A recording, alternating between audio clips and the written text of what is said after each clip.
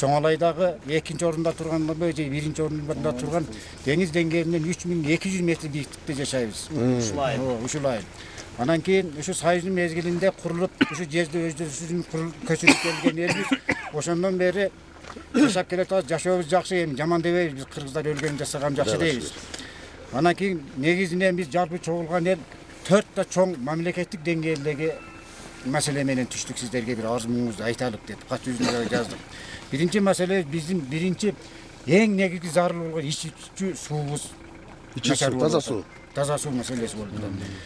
Былтыркы 2018-жылда 2 шланга менен бул 2 булактан суу түшүрүп берди эле, баш жагын жөнө булакка салып койгон.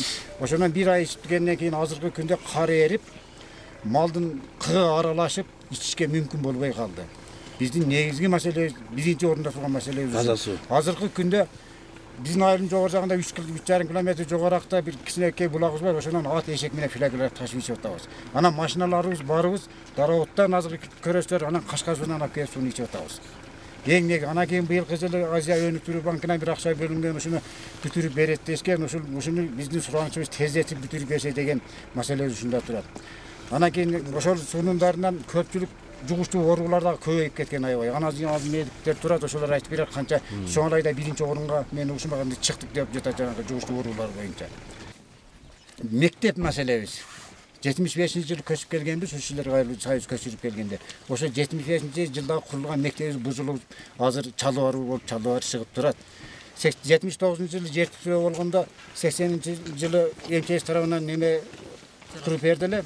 Финский мектеп куруп берген, ал болсо алдагы жарылып, барган сайын эскилик же жыгаштар деле жарылып кетет экен. Тамчы этип азыркы күндө меш жагабыз. Кээде мешибиз түтөгөндө сабактар өтүлбөй калат мектепте. Канча бала билим алат? 450 бала билим алат. Бирлеси менби? Бирлеси менен анан сапко жоюлуп кеткенден кийин бир кызыл конторго деп салынган мектепти өткөрүп бергиле мектеп. Анын плиталары кирпичтин үстүнө жайылган экен, 1,5 сантиметр кырмат, эгер кок кичине жер булуп келсе, ошонун плиталары түшүп кетиштин үстүндө турат. Бир мындай коопсуз эле бир немеси жок эле мектепте шартта окуп жатабыз да, эми ыйлай сыктай. Buyog'i mana bilan chektirgan mana. Sırt bilan chektirgan teshik tash degan qisqartayım men. Mana al bo'lsa mana soqi tash deb qo'yadi. Soqi tash. Qir tash deydi. Hozir ko'rinmay qolib bo'lmasa patron tattirat edim. Ondan keyin atchaylab deydi. O'ng jag'ida o'tadi chegara. Ilgariki bizning chegaramiz. Ondan keyin nima deydi? Ko'ykdi deydi. Ondan ala qisroq deydi. Ondan tash ana tektir. Tash nima ala qisroq deydi.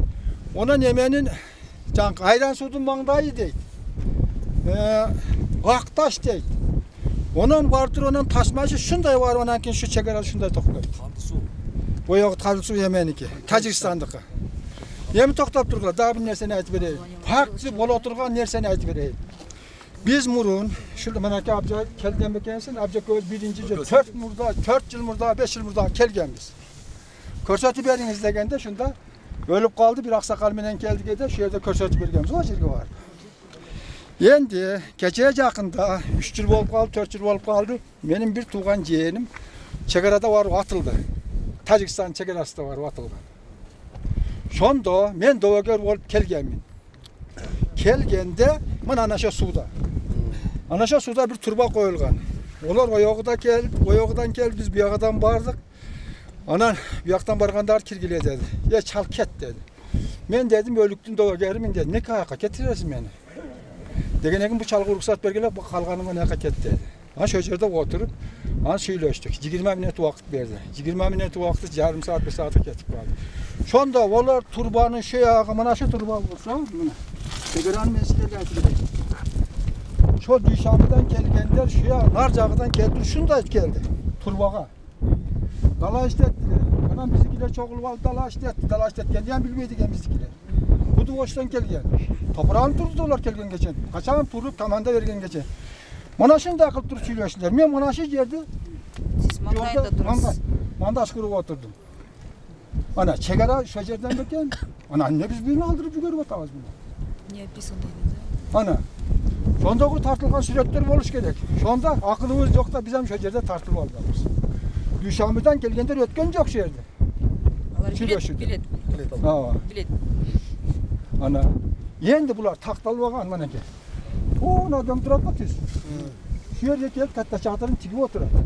Аграничтер. Аграничтер. Депутаттар ең суық жер Чоңлай. Нарындан екісе суық. Birinci bizge çekara statüsünü Yemen'e vermesenizdер болбойт, қиналдық. Çekara statüsünü vermеңіздер birinci. Екіншіден, мынау Чоңлайдың немелері пасояларына қиналып жатады, Жанар Акаевич. Ошоны ел жүдә қиналып, жоқ эде документті сұрап, барсаң емеден қайтарып көріп жатады. Айыл-айылға келіп шығарсын пасояны, Еменің райондың немесі Чоңдоры. Мен аялым bir Орукчан қызым бар еді, бұл түрі жоғалып кетіп, 80 000 сом менен немеден зорға тауып келемін, Өзбекстандан. Bundan 2 yıl бұрын. Ошоны шығарбай жатады нарығын Чоңдоры пасояға. Бұл не деген немен мемлекет өзі? Барсаң, күйеуі учетта жоқ екен, андай екен. Жері жоқ деділер, жер сатып, там салып берді. Нарикті төкпедің деділер, наригін төктік. Birinci очередті şu yer қиналып жатады, пасоя мәселесін қату тексеріңіздер. Мектеп мәселесі бізде бұл азырғы оқушылар оқып отқан аябай ескі мектеп. Бұл совхоздан қалған мектепте жолы конторды мектеп қылғанбыз. Жана финский ме? Финский ме да. Билемін. Анан эми bu яқа 2016 жылы мектеп салабыз деп планға кірді деп ел менен чогуу болуп туруп бу жерде Асылбек Жээнбеков өзүнүн депутат Абдуманап Кутушев дагы бир топ губернатордун замдары келип капсула салып кетишкен эле да. Биз эми баягы шайлоодун астынан келген да. Анан эми ел аябай кол чаап аябай сүйүнүп тосуп алганбыз. Сүйүнгөнбүз эми канча жылдан бери канча аким келип кетти. Бардыгы айтып чечилбей жүрүп чечилип калды деп. Менче. Абдуманап Кутушев депутат эди. Ошондон бу жерде баягы тендеден утуп алган алай курулуштун чоңу да болгон. Анан ошол жерде эме салышкан, капсула салышкан. Капсула салып сүйүнүп эми башталат экен, мына 3 этаждуу мектепке болот экенбиз деп сүйүнүп калганбыз. Бу жерде эми 700 түтүн болсо бир где-то 2-ден 3-төн окутканбыз, бир 2000 айланасында окуучу бар. Шуну менен аны ушуга чейин бул тендерчигибиз болсо тендерчигибиз баягы бир 30 сантиметрге жетпеген фундаментти куюп туруп арматурасы жок. Bir жыл жаткандан кийинки жылы жарылып жатып калды. Кайра куйдуңуздар. Эми ошол 3 этаж курулга турган мектеп болсо 30 сантиметр арматурасы жок турса кандай элестетебиз эми? Анан кайра башкадан курулду. Азыр кайра ошону бүт чукуп, дөбө болуп эме болуп турат. Забор менен тосулган жакшы. Анан эми азыр ушуга чейин да дайын жок. Эми бүтпөй биз канча жылдап күтүп мына мектеп уже 1-2 жылда берилип калат ишке деп аябай сүйүнүп атсак, жанагындай иштер болуп кетти. Окуучулардын саны канча? 1-2 миңге жакын болуп калат да. Окуучуларбы? Окуучулар 700-800 население бар. 700-800 население бар, экиде болгондо эми 1000ден ашык болот. Ошо 1000ден ашык болот.